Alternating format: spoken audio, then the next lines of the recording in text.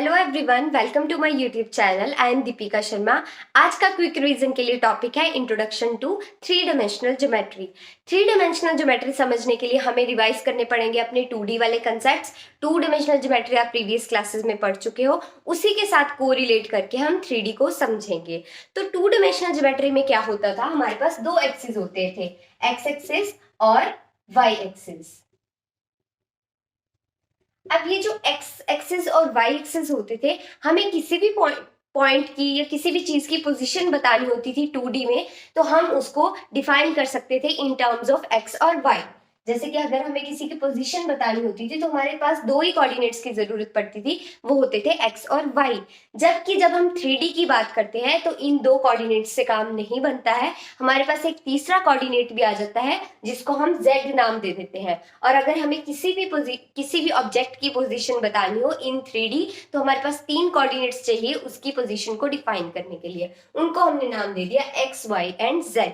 जैसे कि अगर हमें एक प्लेन की हवा में उड़ रहे प्लेन की या फिर एक बर्ड की पोजीशन बतानी हो, तो हमें, क्योंकि चीजें हमारे साथ 3D ऑब्जेक्ट्स में ज्यादा रहती हैं, 3D चीजों के साथ हम इंटरेक्ट करते हैं, तो 3D में जब भी हमें किसी चीज की पोजीशन बतानी होती है तो हमारे पास एक्स वाई और z तीनों कोऑर्डिनेट्स की जरूरत हमें पड़ती है। इसीलिए हम 3D में एक्स वाई और z तीन कोऑर्डिनेट्स का यूज करते हैं किसी भी चीज की पोजीशन बताने के लिए।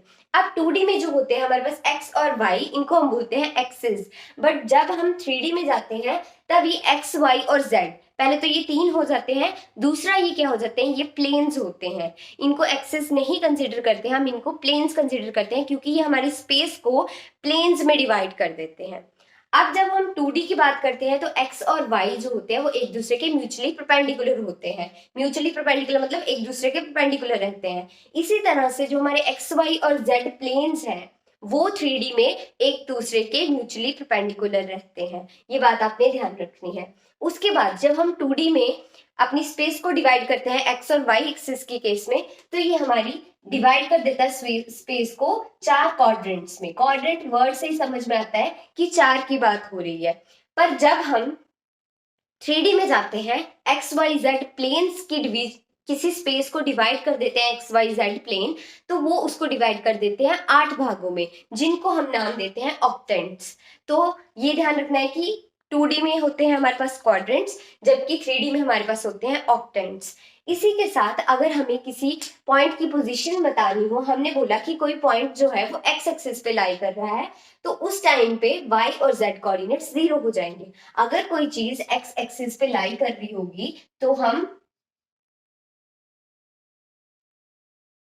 इसको किसी भी तरह से ले सकते हैं, बट अगर फॉर कन्वीनियंस मैं इसको एक्स एक्सिस ले रही हूँ और इसको वाई एक्सिस ले रही हूँ, साथ में इसको जेड, तो अगर मैंने यहाँ पे कोई भी पॉइंट डिफाइन कर दिया जो एक्स एक्सिस पे लाई कर रहा है, तो ऑब्वियसली उसका वाई और जेड कोऑर्डिनेट जो है वो 0 हो जाएगा।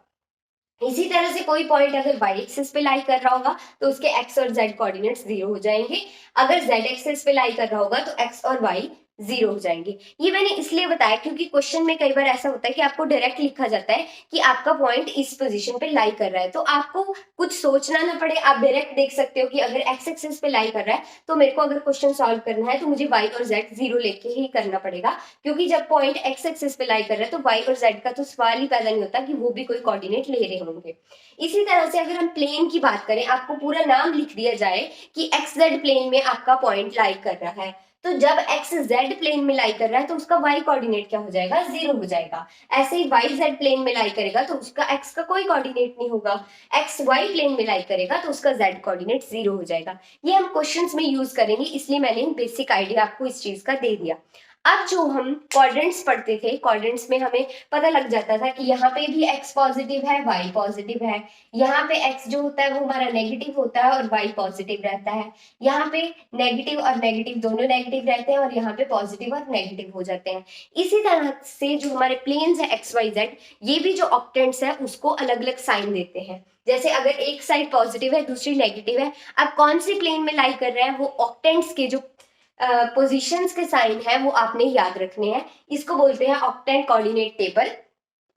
मेरे सजेशन यही रहेगा कि आप इसको डायरेक्ट याद कर लो, बिकॉज क्वेश्चन आ सकता है आपको कि आपको एक पॉइंट की पोजीशन दे रखी हो, साथ में उसके साइन दे रखे हो, और आपको बताना हो कि वो कौन से ऑक्टेंट में लाई कर रहा है, फर्स्ट, सेकंड या थर्ड। तो अगर आपको साइन पता होंगे कि फर्स्ट वाले में तीनों पॉजिटिव रहते हैं, सेकंड वाले में सिर्फ एक्स नेगेटिव होता है, बाकी दोनों पॉजिटिव रहते हैं, तो आप इजीली बता सकते हो कि वो पॉइंट जो आपको दे रखा है वो कौन से ऑक्टेंट में लाई करता है। तो मेरा सजेशन ये रहेगा कि आप इस टेबल को लर्न कर लें एज इट इज। नेक्स्ट है हमारे पास डिस्टेंस फॉर्मूला। डिस्टेंस फॉर्मूला आपने 10th क्लास में भी पढ़ा है। डिस्टेंस फॉर्मूला में क्या होता है कि हमें दो पॉइंट्स के बीच में डिस्टेंस निकालना होता है जब हमें कोऑर्डिनेट्स गिवन होते हैं। अब 3D में क्या चेंज आएगा, क्योंकि 2D में सिर्फ दो कोऑर्डिनेट्स से हम किसी भी पॉइंट की पोजीशन बता सकते थे, 3D में हमें 3 पॉइंट्स चाहिए, 3 कोऑर्डिनेट्स चाहिए। तो फॉर्मूला में ये चेंज हो जाएगा कि अगर P और Q कोई दो पॉइंट्स है और उनके कोऑर्डिनेट्स हमें पता है कि Z भी उसमें इन्वॉल्व है, x1 y1 z1, और Q के हैं x2 y2 z2, तो दोनों का डिस्टेंस बताने के लिए हम ये वाला फॉर्मूला यूज करेंगे, x2 माइनस x1 का square plus y2 minus y1 का square plus z2 minus z1 का स्क्वायर का होल अंडर रूट। डिस्टेंस निकालने का फॉर्मूला यही होता है, बस नई चीज क्या आ गई आपके पास, z कोऑर्डिनेट आ गया, तो उसको भी हम डिस्टेंस में यूज कर लेंगे। अब डिस्टेंस फॉर्मूला से बहुत सारी चीजें प्रूव करने को आ जाती है, जैसे आपको बोल दिया जाता है कि 3 पॉइंट्स को लीनियर है या नहीं आप बताओ, तो आपको अगर उसके कोऑर्डिनेट्स गिवन हो तो आप डिस्टेंस फॉर्मूला लगा के बता सकते हैं कि वो पॉइंट्स कोलिनियर है या नहीं। कोलिनियर पॉइंट्स क्या होते हैं, कोलिनियर, कोलिनियर मतलब जो सेम लाइन के ऊपर लाई करें तीनों पॉइंट्स। तो अगर कोई भी 3 पॉइंट सेम लाइन के ऊपर लाई कर रहे होंगे तो वो इस कंडीशन को फॉलो करेंगे कि इतना डिस्टेंस P से Q तक का डिस्टेंस प्लस Q से R तक का डिस्टेंस किसके बराबर होगा, P से R तक का डिस्टेंस के बराबर। तो आप क्या करोगे, क्वेश्चन में अगर आपको कोलिनियर शो करना है, पी क्यू का डिस्टेंस निकालोगे, क्यू आर का डिस्टेंस निकालोगे, दोनों का सम कर दोगे, दोनों का सम अगर पी आर के डिस्टेंस के इक्वल आ जाता है तो आप बोलोगे कि हमारे पॉइंट्स को लीनियर है, अदरवाइज नहीं। उसके बाद अगर आपको बोल दिया जाता है कि 3 आपको कोऑर्डिनेट्स दे रखे हैं, 3 पॉइंट्स के कोऑर्डिनेट्स आपको दे रखे हैं, क्या वो आइसोसेलेस ट्राइंगल के कोऑर्डिनेट्स हैं, ये आपने बताना है। तो आपको पता है आइसोसेलेस ट्राइंगल कौन सी होती है, जिसकी दो साइड्स इक्वल होती हैं। तो आप जब डिस्टेंस निकालोगे पी क्यू का, पी आर का और क्यू आर का, जब कोई भी दो डिस्टेंसेस आपस में इक्वल आ जाएंगे और तीसरा नॉट इक्वल आएगा तो आप बोल दोगे कि वो तीनों जो कोऑर्डिनेट्स हैं वो एक, तीनों पॉइंट्स जो है वो एक आइसोसेलेस ट्राइंगल के पॉइंट्स हैं। मतलब अगर P Q is equals to P R आ जाता है पर क्यू आर के इक्वल नहीं आना चाहिए तो वो आपकी आइसोसेलेस ट्राइंगल होगी। अगर तीनों ही इक्वल आ जाते हैं, पी क्यू, पी आर और क्यू आर, तीनों का डिस्टेंस इक्वल आ जाता है डिस्टेंस फॉर्मूला यूज करने के बाद, तो वो हो जाएंगे कोऑर्डिनेट्स इक्विलेटरल ट्रायंगल के। तो अगर आपसे इक्विलेटरल ट्रायंगल का पूछा जाए तो आपको तीनों इक्वल शो करने हैं, अगर तीनों इक्वल आ जाते हैं तो आप बोल दोगे कि ये एक इक्विलेटरल ट्रायंगल है। उसके बाद राइट एंगल ट्रायंगल, आपको पता है राइट एंगल ट्रायंगल के लिए पाइथागोरस थ्योरम बहुत पॉपुलर है, और वो क्या कहती है कि हाइपोटेन्यूज का स्क्वायर जो है वो बेस और परपेंडिकुलर के स्क्वायर के सम के इक्वल होता है। वही चीज हम यहाँ पे प्रूव करेंगे। जब आपको कोऑर्डिनेट्स गिवन है तो आप ये वाला डिस्टेंस, पहले तो तीनों डिस्टेंसेस निकाल दोगे, फिर हाइपोटेन्यूज के डिस्टेंस का स्क्वायर कर दोगे और देखोगे कि बाकी दोनों के डिस्टेंसेस के स्क्वायर के सम के इक्वल ये आ रहा है। अगर तो आ रहा है तो वो राइट एंगल ट्रायंगल के कोऑर्डिनेट्स है, नहीं तो नहीं है। तो ये चीजें आप सीधे कंडीशंस याद रखोगे और डिस्टेंस फॉर्मूला आपको यूज करना आता है तो आप आंसर निकाल सकते हो। अब कई बार आता है कि एक पॉइंट आपको दे दिया होता है और आपको बोला होता है कि वो इक्वी डिस्टेंस पे है अनदर 2 पॉइंट से। अब इक्वी डिस्टेंस का मतलब होता है एट इक्वल डिस्टेंस। यहाँ पे अगर मैं बोल दूं कि Q जो है वो P और R के इक्वी डिस्टेंस पे है तो इसका मतलब इसका डिस्टेंस PQ से और R से भी, QR भी दोनों इक्वल होंगे। तो आप यूज कर सकते हो PQ is equal to PR for solving this question. Section formula हम यूज करते हैं जब हमें कोई लाइन सेगमेंट के कोऑर्डिनेट्स पता होते हैं। जैसे यहाँ पे एक लाइन सेगमेंट है PQ, P के कोऑर्डिनेट्स मुझे पता है, Q के कोऑर्डिनेट्स मुझे पता है।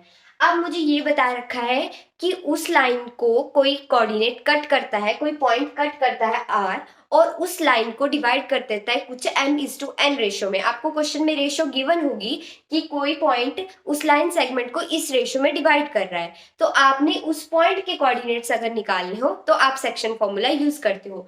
2D में आपने सेक्शन फॉर्मूला पढ़ रखा है, 3D में क्या हो जाएगा, बस इतना चेंज आएगा कि z कोऑर्डिनेट भी ऐड हो जाएगा। बट यहाँ पे जो आपकी सेक्शन फॉर्मूला में डिवीजन होती है या जो रेशियो होती है वो दो तरह से डिवाइड हो सकती है, या तो इंटरनली या तो एक्सटर्नली। मतलब ये जो आर पॉइंट है या तो इस लाइन सेगमेंट को इंटरनली बाइसेक्ट कर सकता है, इंटरनली कट कर सकता है अलग अलग रेशियो में, या फिर एक्सटर्नली। तो देखते हैं अगर इंटरनली कट करेगा, जैसे अगर पी क्यू के बीच में ये कहीं पॉइंट आ रहा है और m:n रेशियो में इसको डिवाइड कर रहा है, तो सेक्शन फॉर्मूला के अकॉर्डिंग कोऑर्डिनेट्स ऑफ आर हो जाएंगे mx2 plus nx1 upon m plus n। ऐसे ही my2 plus ny1 upon m plus n, mz2 plus nz1 upon m plus n। But अगर ये पॉइंट r इस PQ सेगमेंट को externally मतलब बाहर से डिवाइड करता है किसी पर्टिकुलर रेशियो में। अब PQ लाइन सेगमेंट तो यहाँ पर थी, P के कोऑर्डिनेट्स ये थे, Q के कोऑर्डिनेट्स ये थे, R पॉइंट बाहर बाहर कहीं लाई कर रहा है इस लाइन पे, और फिर भी इस लाइन को इस रेशियो m:n रेशियो में जो है वो डिवाइड कर रहा है। तो हमारे पास कोऑर्डिनेट्स ऑफ R निकालने के लिए फॉर्मूला में क्या चेंज आ जाएगा, एक्सटर्नली के केस में प्लस की जगह माइनस आ जाएगा और बाकी फॉर्मूला सारा सेम रहेगा। mx2 minus nx1 upon m minus n, my2 minus ny1 upon m minus n, mz2 minus nz1 upon m minus n।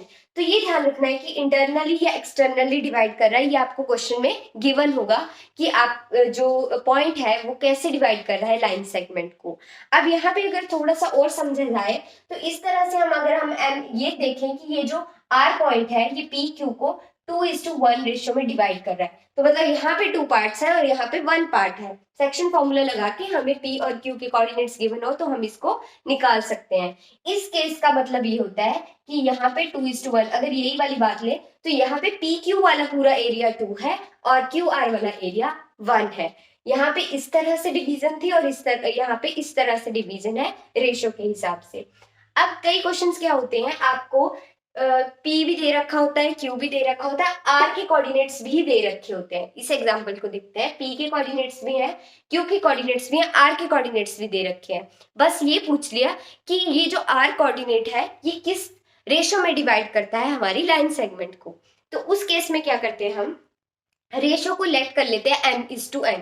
आप चाहो तो m:n भी लेट कर सकते हो, बट एक इजी फॉर्म बना दी गई है इसकी k:1, जिसको बनाया गया इसी फॉर्म में से कि हम k को m/n मान लेते हैं। अगर यहाँ पे हम m/n पुट करते भी हैं k को तो भी ये m:n हो जाता है। तो आप चाहे तो m:n लेके कर सकते हैं, बट k:1 से कैलकुलेशन करना इजी रहता है, n की जगह सीधा 1 पुट करना होता है, इसलिए हम k:1 रेशियो को लेट करते हैं यूजुअली अगर हमें रेशियो निकालनी हो, क्वेश्चन में पूछी गई हो।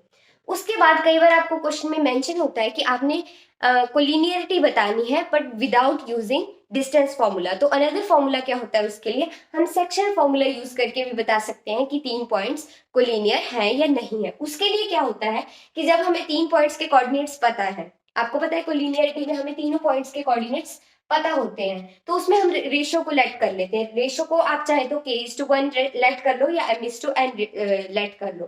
फिर आप क्या करोगे, जो यहाँ पे कोऑर्डिनेट्स होंगे उसके साथ जब कंपेयर करोगे एक एक को, जो आपने निकालने होंगे उसके हिसाब से k रेशियो वाले, तो आप ये देखोगे कि अगर तीनों केसेस में k की वैल्यू यूनिक आती है, ठीक है, तो आप बोल दोगे कि पॉइंट्स जो है वो हमारे कोलिनियर है। अगर यूनिक नहीं आएगी तो आप बोल सकते हो कि पॉइंट्स कोलिनियर नहीं। कई बार क्वेश्चंस में आपसे सेंट्रॉइड ऑफ ट्रायंगल पूछ लिया जाता है, सेंट्रॉइड के कोऑर्डिनेट्स पूछ लिए जाते हैं। जैसे अगर यहाँ पे मैंने एक ट्रायंगल बनाई है तो ये रहेगा इसका सेंट्रॉइड, और सेंट्रॉइड के कोऑर्डिनेट्स निकालने के लिए अगर हमें इसके कोऑर्डिनेट्स निकालने हैं और हमें ए बी सी के कोऑर्डिनेट्स पता है तो हम क्या कर सकते हैं, हमें सेंट्रॉइड ऑफ ट्रायंगल का फॉर्मूला होता है ये हमारे पास x1 plus x2 plus x3 upon 3, y1 plus y2 plus y3 upon 3, z1 plus z2 upon z3 by 3। तो सेंट्रॉइड का फॉर्मूला आप इस तरह से निकाल सकते हैं। अगर आपसे पूछ लिया जाए कि ये लाइन सेगमेंट है ए बी और इसका आपने मिड पॉइंट निकालना है डी, तो मिड पॉइंट निकालने का फॉर्मूला होता है x1 plus x2 upon 2, y1 plus y2 upon 2, z1 plus z2 upon 2। तो सेंट्रॉइड और मिड पॉइंट का फॉर्मूला थोड़ा सिमिलर है। मिड पॉइंट के लिए आप क्या करोगे, लाइन सेगमेंट के पॉइंट्स का डिवीजन कर दोगे हाफ में, और सेंट्रॉइड के लिए आप क्या कर दोगे, ट्रायंगल के पॉइंट्स का मिड निकाल दोगे अपॉन 3 करके। अब क्या होता है, किसी क्वेश्चन में आपको बोला जाता है कि to find the locus of this, coordinates दे रखे होंगे और आपसे लोकस पूछा होगा या बोल देंगे equation of set of points निकालिए। तो उस केस में क्या करेंगे, लोकस का मतलब होता है पाथ, लोकस का मतलब होता है पाथ। तो पाथ जो होगा वो इक्वेशन की फॉर्म में ही होगा। या तो आपको लोकस बोला होगा तब आपने अपने आप समझ जाना है कि आपने इक्वेशन निकालनी है, या फिर equation of set of points बोला होगा तब भी आपने इक्वेशन ही निकालनी है। यूजिंग डिस्टेंस फॉर्मूला आप equation of set of points निकाल सकते हैं, या फिर आप किसी भी क्वेश्चन में लोकस निकाल सकते हैं। आई होप आपको सारी वीडियो समझ में आई होगी। अगर आपको कंटेंट अच्छा लगता है तो मेरी वीडियो को लाइक, शेयर और कमेंट कीजिए। Thank you so much.